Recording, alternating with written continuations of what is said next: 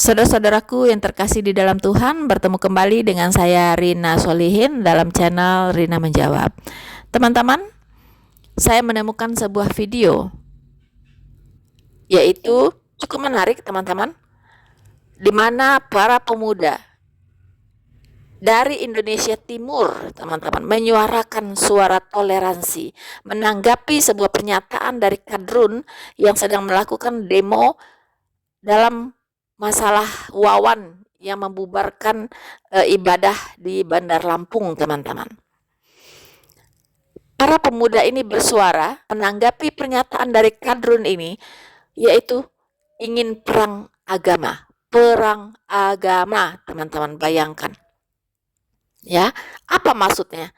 Mengajak-ngajak perang agama. Ini sebuah pernyataan yang sangat-sangat berbahaya, yang seolah-olah memancing-mancing suasana, teman-teman. Ya, ini sebenarnya tidak boleh dibiarkan dan orang ini harus ditangkap. Nah, saya tidak tahu apakah masalah Wawan ini masih berlanjut atau seperti apa. Yang saya tahu adalah dia sudah dibebaskan, ya, karena ada demo, ya, dari kelompok kadrun untuk menekan pemerintah daerah di Bandar Lampung untuk membebaskan si Wawan yang sudah petentang-petenteng masuk ke gereja membubarkan orang beribadah. Alasan pendemo ini adalah bahwa Wawan hanya menjalankan SKB 2 Menteri. Dari dulu saya sudah katakan, hapuskan SKB 2 Menteri. Apakah sudah dihapuskan atau belum?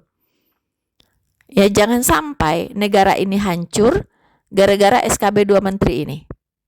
Karena ini akan dijadikan landasan hukum bagi para kadrun-kadrun dan kelompok-kelompok radikal Islam yang memang tidak ingin ada umat lain beribadah di negara ini.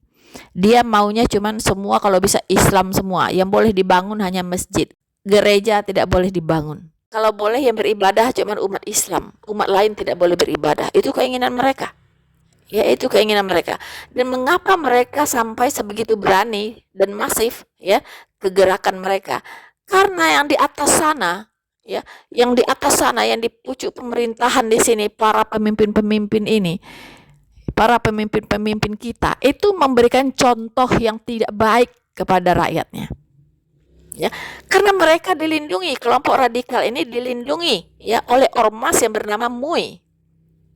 Kemudian MUI juga di backup oleh oknum-oknum pemerintah yang sejalan dengan MUI. Ya, kita sudah bongkar semua bahwa orang-orang yang tidak suka dengan adanya toleransi di negara ini, yang tidak suka dengan bertumbuhnya semangat nasionalisme Pancasilais di negara ini, ya, mereka semua itu berasal dari satu kandang yang sama. Kita sebut saja Mahfud MD, Ma'ruf Amin, ya kan, MUI, ya, Anwar Abbas, ya, dan banyak lagi tokoh-tokoh yang membackup di belakangnya, teman-teman. Ini negara ini sudah diambang kehancuran kalau kita lihat, ya. Nah, inilah yang dicontoh oleh kadrun-kadrun di luar sana, semakin berani melakukan hal-hal yang tidak bermoral, untuk melakukan persekusi, untuk mengucapkan pernyataan-pernyataan yang bertendensi bisa membubarkan negara ini, teman-teman. Ya, karena dicontohkan dari atas sana. Apa yang dilakukan kepada Syekh Panji Gumilang, seorang tokoh nasionalis, seorang tokoh pluralis, ya, bapak toleransi, yang satu-satunya yang kita miliki hari ini, teman-teman. Nah, beliau dipersekusi, ya, dikriminalisasi untuk kepentingan sekelompok orang, di mana Az-Zaitun dilihat, ya, tidak mendukung yang namanya ekonomi syariah, membuat ekonomi kerakyatan, ya, dan sangat nasionalis, teman-teman. Dan ini dilihat sebagai penghalang, ya, bagi mereka-mereka yang ingin mendirikan negara NII, negara Islam Indonesia. Semua harus disyariahkan, ya, semua harus dihalal haramkan, teman-teman. Lihat, para penista-penista agama Kristen bebas berkeliaran, bahkan mendapatkan penghargaan dari MUI. Aneh memang negara ini, sudah semakin aneh. Tokoh toleransi dipenjarakan, ya, tokoh radikal dibebaskan. Nah, ini ada apa, teman-teman? Teman-teman, mari kita lihat apa yang disuarakan oleh para pemuda-pemuda kita dari bagian Indonesia Timur sana tentang sikap atau tingkah laku yang tak senonoh dari seorang radikalis ya yang menyuarakan perang agama. Kita akan lihat seperti apa. Selamat menyaksikan.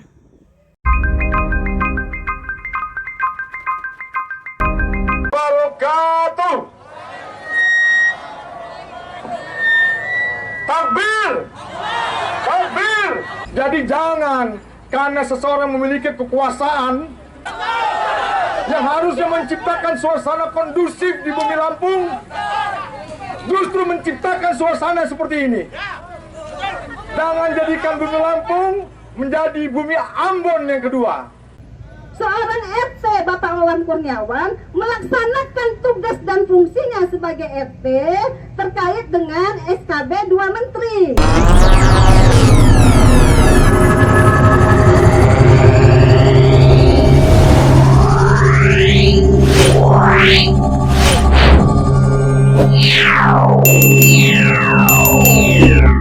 Nanti bisa memicu perang agama di Lampung.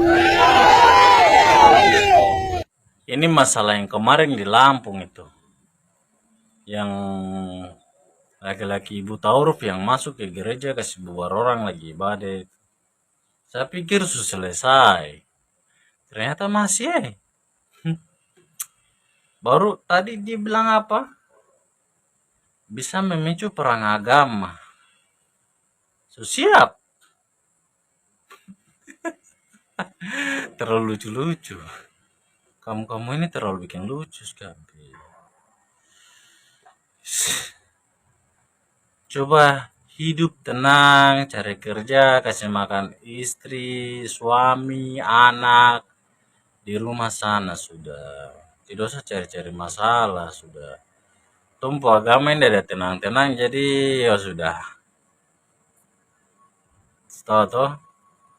Jangan kasih bangun singa yang lagi tidur. Pada pemakan minta-minta itu. Jangan. Saya cuma bilang jangan. Yang penting aman-aman saja toh. Terus satu pesan lagi.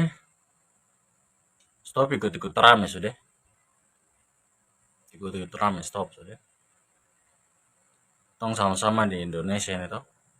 Itu baik-baik saja. Salam dari Papua. Salam toleransi. Papua. Masih nama Papua masih ada nih. Ini Mas Papua nama masih ada. Hormat Bang Jago. Dengkopu perkumpulan yang tadi itu. Yang kayak lalat biru kumpul di atas tai itu. Hati-hati kalau bicara. Aduh. Jalan-jalan ke Indonesia Timur biar tahu toleransi beragama itu bagaimana. Kamu bicara perang agama, perang-perang. Ini bagaimana kamu ini? Maksudnya perang agama apa? Di negara Indonesia ini ada kekuasaan tertinggi itu pemerintah. Undang-undang itu memberi kebebasan untuk setiap umat beragama itu beribadah menurut agama dan kepercayaannya.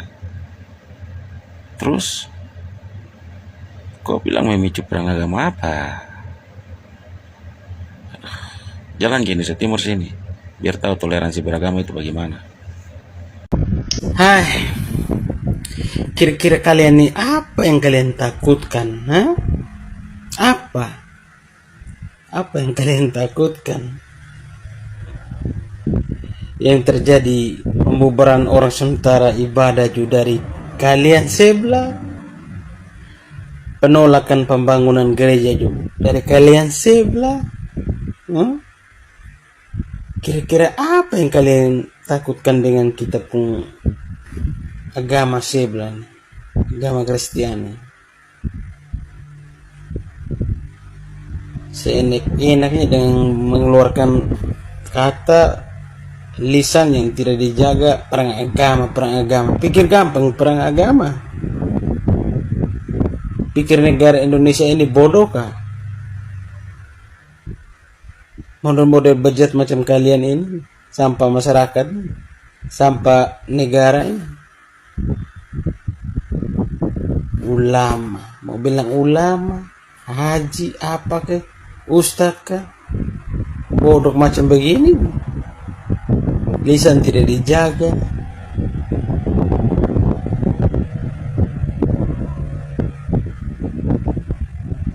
Memang kalian dari sebelah nih, agama sebelah nih, dari dulu sampai sekarang memang kalau dengan kita kaum Kristiani memang bencinya dari dulu.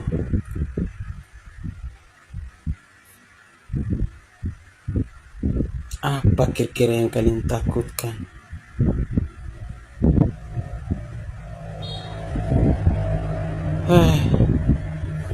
Memang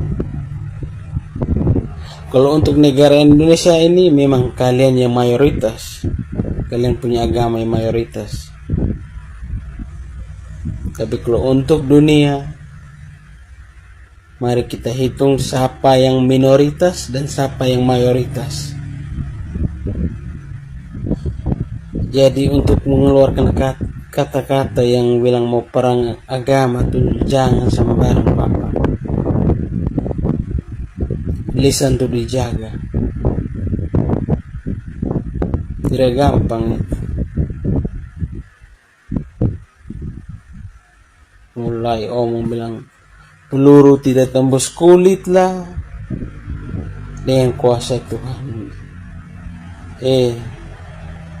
Tuhan tuh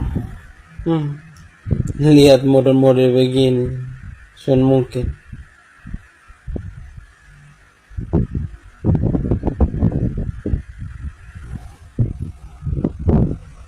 saya heran betul.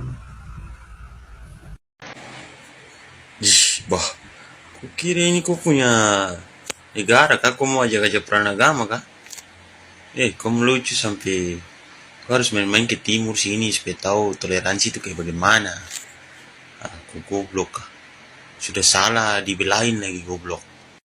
Selamat sore, salam sehat.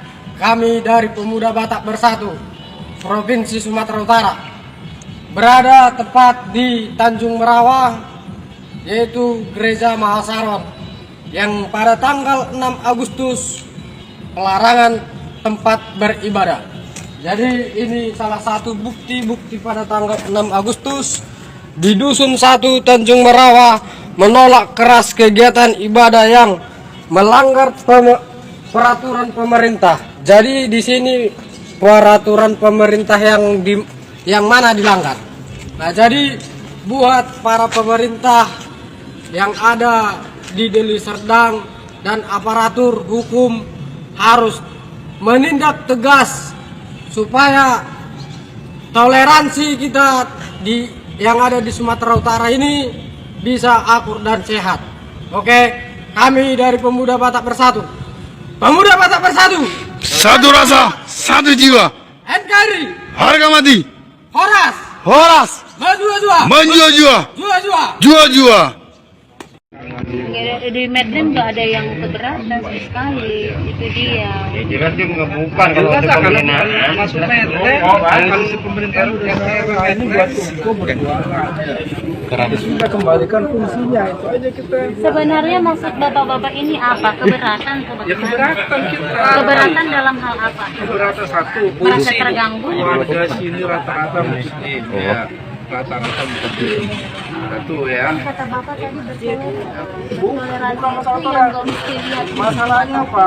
Kalau ibu punya izin ya, silakan izin lurah, RT, RW, camat. Ini ada izin operasionalnya, Pak. Ada yang izin dari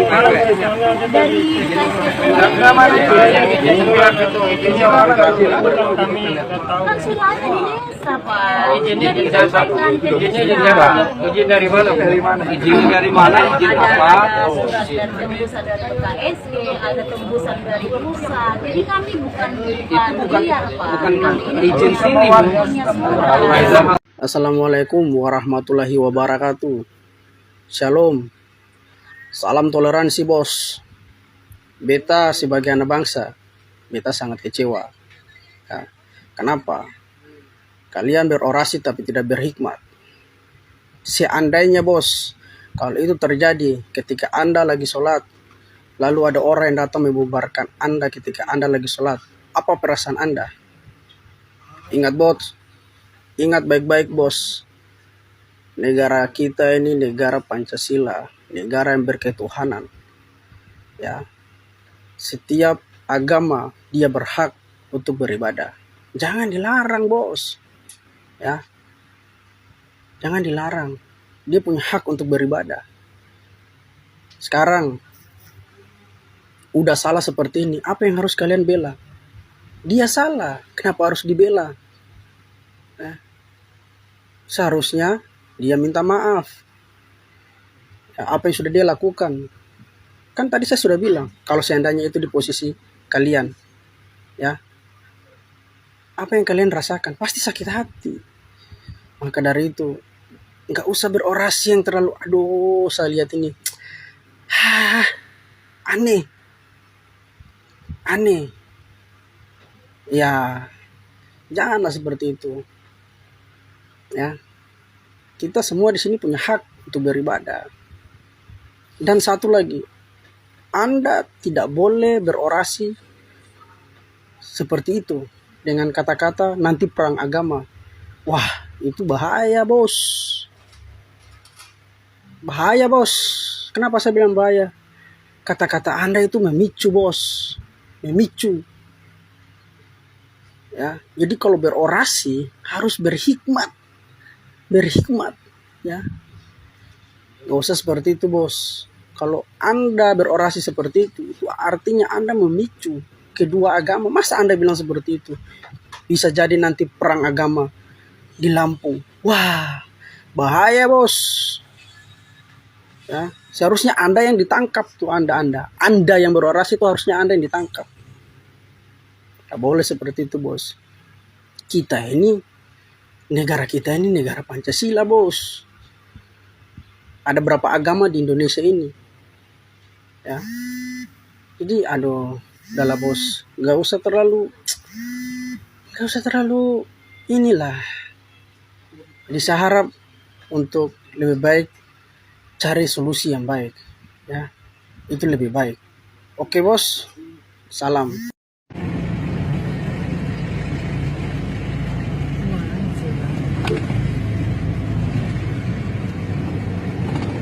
Ini akan semakin turun, kita semakin merasa tertekan untuk berdoa gitu kok.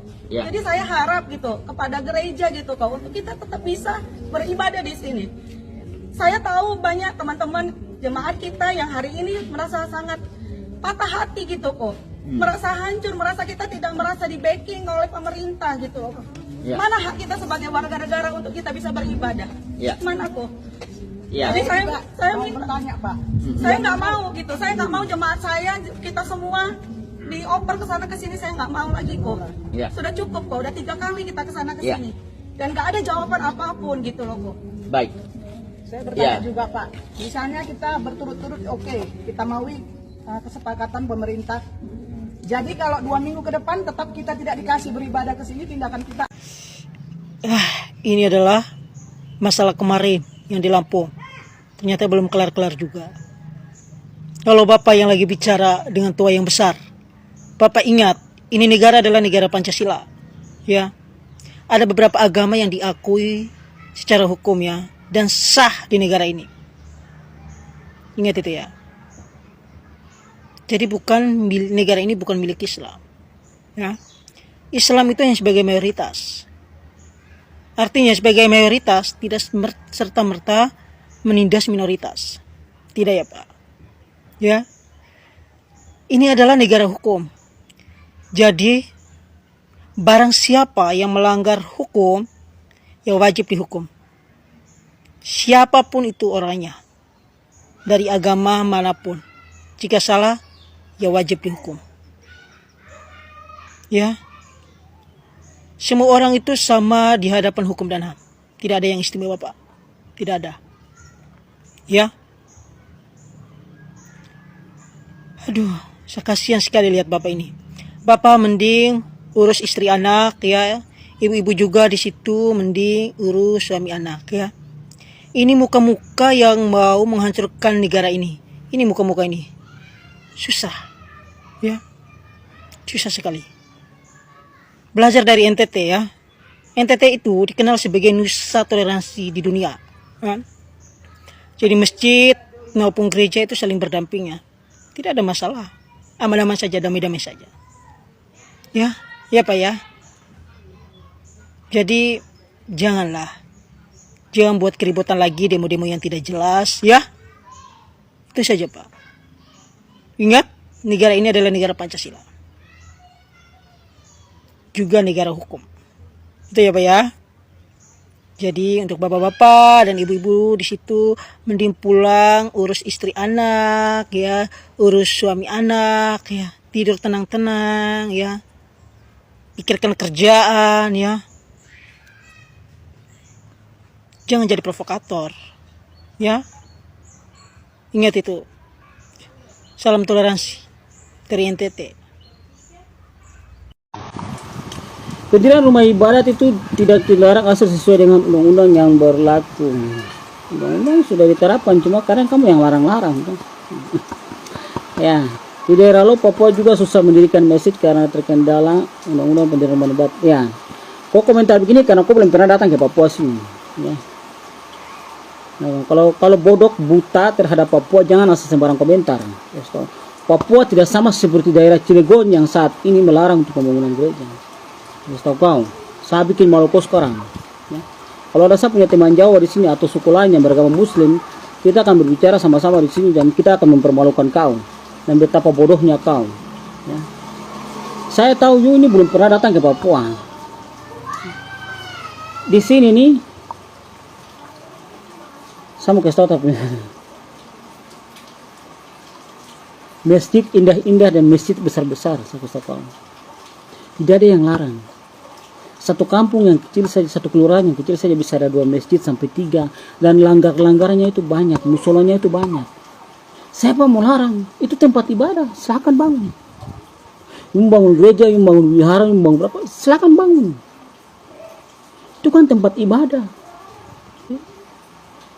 Kalau mungkin tempat maksiat atau tempat apakah itu ya, kalau masyarakat mau nolak itu harus karena memang dampaknya tidak baik buat kehidupan sosial, merusak akhlak moral. Ya. Tapi ini kok tempat ibadah mau dilarang-larang untuk dibangun? Di Papua itu toleransinya tinggi. Bego, kalau kau belum pernah datang ke Papua nggak usah banyak bacot. Ya. Kau datang ke Papua sini khususnya kota Kabupaten Sorong sini kulihat sini berkulat pembangunan masjid yang sangat indah-indah. Siapa yang larang? Tidak ada umat Kristen yang larang, nggak ada sama sekali.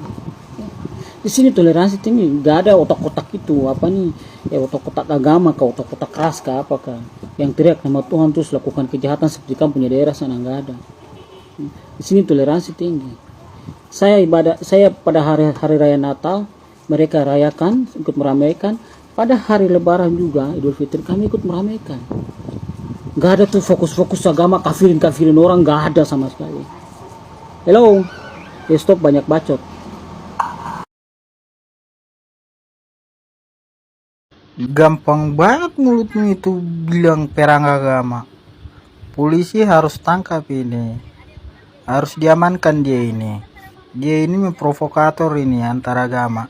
Masa dia membela yang salah, yang udah membubarkan agama orang lain, tidak sopan. Jangan mau menang sendiri kalian. Mentang-mentang kalian mayoritas di negeri ini jadi suka-suka kalian kalau nggak terima kalian silakan hapus itu sila kelima. keadilan sosial bagi seluruh rakyat Indonesia. Emang Kristen gak rakyat Indonesia? Emang rakyat Indonesia cuma Islam? Segala bila-bila si Wawan itu lagi. Ini negara Indonesia, bukan negara agama. Saudaraku sebangsa dan setanah air, inilah indahnya NTT, indahnya Kota Kupang, indahnya toleransi. Di sebelah kanan saya ada pengajian, saudara-saudaraku yang muslim. Dan di sebelah kiri saya ada kebaktian keluarga. Ada kebaktian mingguan hari ini. Sebelah ada pengajian. Inilah kerukunan kami dari kota kecil Kupang, Nusa Tenggara Timur. Salam toleransi, NKRI, harga mati.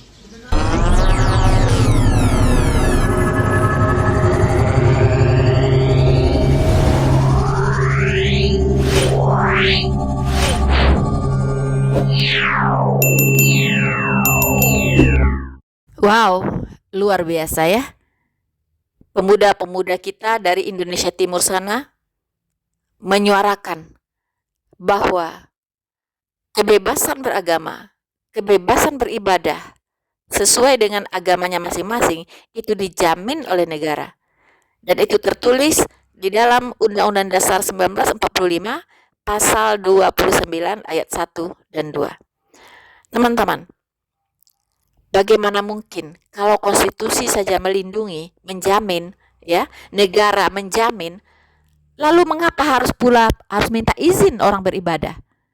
Kalau beribadah, membuat rumah ibadah, membangun rumah ibadah, menjalankan ibadah harus minta izin ke kelompok tertentu atau minta izin ke manusia lainnya. Itu logikanya di mana? Emang manusia itu siapa? Kok ibadah kepada Tuhan harus minta izin ke mereka? Rusak negara ini kalau demikian, teman-teman. Jika pemerintah tidak bersikap tegas terhadap kelompok-kelompok intoleran yang tidak tahu peraturan, tidak tahu konstitusi, buta konstitusi, ya, dan dibiarkan, ini sangat berbahaya. Ya, mereka ini karena bodoh itu bisa diperalat oleh kelompok-kelompok tertentu yang punya kepentingan-kepentingan, yang punya agenda-agenda untuk menghancurkan negara ini. Tolong Pak Kapolri, bertindaklah. Ya, Anda disumpah untuk menjaga konstitusi. Ketika ada pelanggaran konstitusi, Anda harus bertindak dan tidak tegas. Ya, bukan omdo ngomong doang. Ya kan? Dan itu adalah tugas Kapolri untuk menjamin, ya, keamanan, ketertiban, dan tegaknya konstitusi di negara ini. Begitu juga dengan Menteri Agama. Orang-orang yang melakukan intoleransi, ya, persekusi, kegaduhan, intimidasi terhadap umat agama lain, Anda harus amankan orang ini, harus ditindak secara hukum. Ya, mengapa bisa seorang Wawan yang sudah bertentang-petenteng membubarkan umat beribadah di gereja di Lampung, lalu dilepaskan karena tekanan massa yang kadrun ini, ya, menekan Pak Jokowi juga, pemerintah daerah, Kapolda Lampung, supaya membebaskan si Wawan yang sudah ditersangkakan tadinya, dan ternyata dibebaskan. Apa kabar dengan Syekh Panji Gumilang yang sekarang ditahan di Bareskrim karena menyuarakan toleransi dan perdamaian, karena mendidik anak-anak santri supaya menjadi tokoh-tokoh yang nasionalis yang akan melanjutkan kepemimpinan di negara ini? Kenapa harus ditangkap? Kenapa harus dikasuskan? Apa yang beliau lakukan? Semua hanya tuduhan kosong yang tidak terbukti. Hanya dibuat-buat. Rakyat tidak bodoh, rakyat tidak buta, dan rakyat tidak tuli. Ada agenda terselubung, ya, terhadap Syekh Panji Gumilang dan Az-Zaitun. Hati-hati, hati-hati, hati-hati. Ada agenda terselubung untuk mengganti negara Pancasila ini dengan negara khilafah, mengganti konstitusi negara, mengubah Undang-Undang Dasar 1945 menjadi undang-undang yang berdasarkan syariat Islam. Kita sudah lihat ya sepak terjang mereka. Kita sudah lihat blueprint mereka. Kita sudah lihat pola mereka.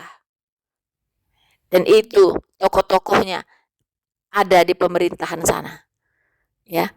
MUI berkolaborasi dengan oknum-oknum pemerintahan yang sejalan dengan mereka.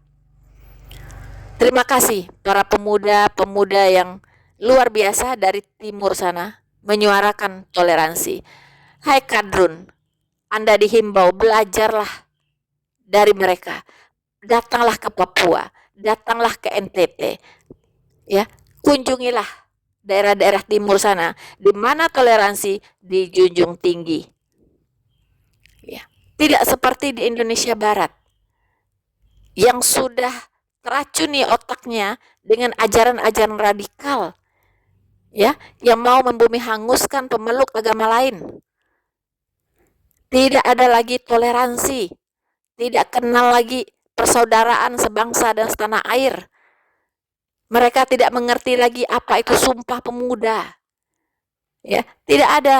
Mereka taunya persatuan Islam, bukan persatuan Indonesia. Saya ingatkan kepada para kelompok pemuda-pemuda Indonesia, para generasi milenium Indonesia.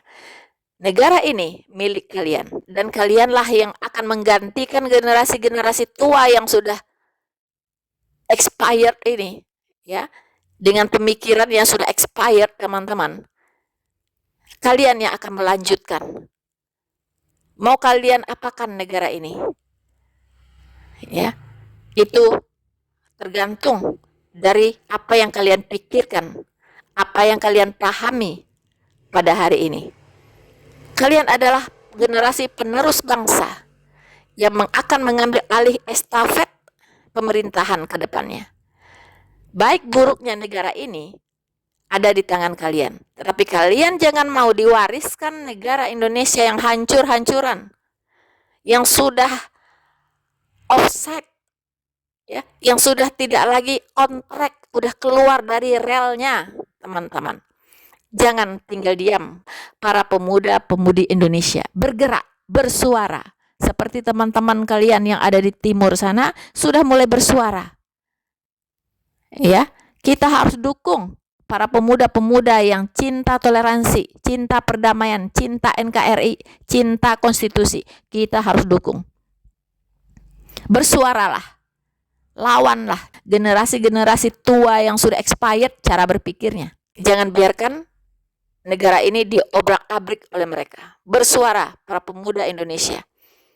Ingat sumpah pemuda yang sudah diikrarkan oleh para pendahulu kalian, oleh para pendahulu kita. Bagaimana para pahlawan ini sudah berjuang jiwa dan raga, ya, untuk merebut negara ini.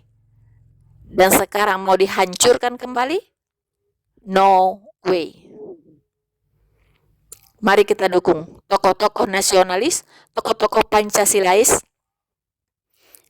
ya, tokoh-tokoh plural, tokoh-tokoh cinta damai dan toleransi. Mari kita bersuara bebaskan Syekh Panji Gumilang. Itu adalah tokoh bangsa, bapak toleransi Indonesia yang harus dipelihara pemikirannya, yang harus dijaga semangatnya, teman-teman. Ya, untuk membangun Indonesia ke depan, Indonesia Raya yang damai, sejahtera, dan manusiawi. Memang sekarang pemuda-pemuda harus bersuara, harus bergerak. Jangan kalian diam, ya. Karena negara ini kalian yang akan mewarisi. Apakah kalian mau diwarisi negara yang hancur lebur, yang gak jelas, di mana hukum yang berlaku adalah hukum rimba, ya? Apakah kalian mau mewarisi negara yang porak-poranda? Teman-teman, para pemuda Indonesia, kalau negara ini hancur, pecah, bagaimana nasib kalian? Lapangan kerja susah, ya? Hukum yang berlaku hukum rimba. Kemudian kalian akan lari ke negara mana? Pasti pemuda-pemuda Indonesia akan berhamburan keluar ke negara lain, mencari suaka politik, ya, dan sebagainya. Apakah itu yang diinginkan? Lebih baik sebelum itu semua terjadi, berjuanglah, hari ini. Untuk demokrasi, untuk konstitusi, untuk perdamaian Indonesia.